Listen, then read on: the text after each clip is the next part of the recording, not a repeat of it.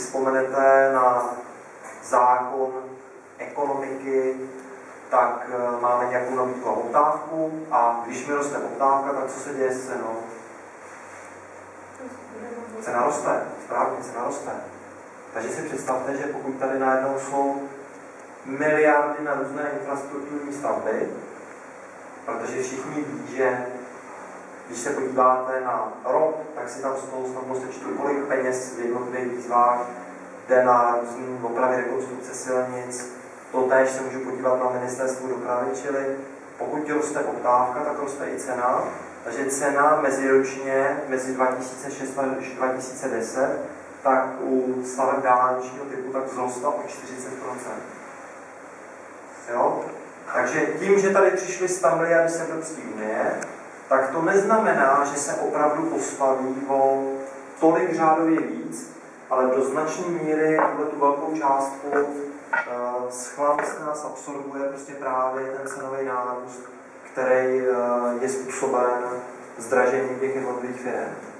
Teď si řeknete, a proč ten stát s tím nic neudělá? Prostě ono je to taky o tom, jaká je ta konkurence. Ono ve chvíli, kdy ze 17 uchazečů pak losujete 5, opravdu přes internet, jako veřejnou zakázku a cena z plánovaných 20 milionů se snížila na 9 milionů, za který prostě to jedna stavební firma byla ochotná udělat. Jo?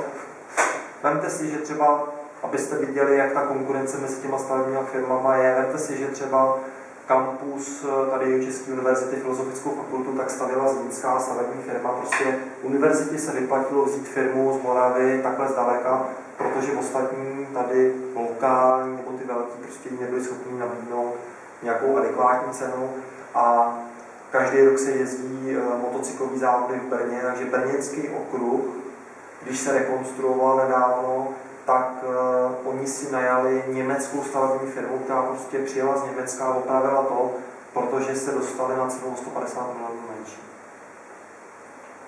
Jo, než u tuzemských firm. Takže potom logicky některé politické strany používají takovou formu nátlaku, což jste mohli vidět třeba u pana Bárty, kdy začal na firmy tlačit, že zastavil některé stavby, anebo třeba v Polsku, kdy 30 km u Lodže staví městská čínská firma, která nabídla cenu o 40% nižší, než nabídly prostě polské firmy. A přesto se to čínské firmě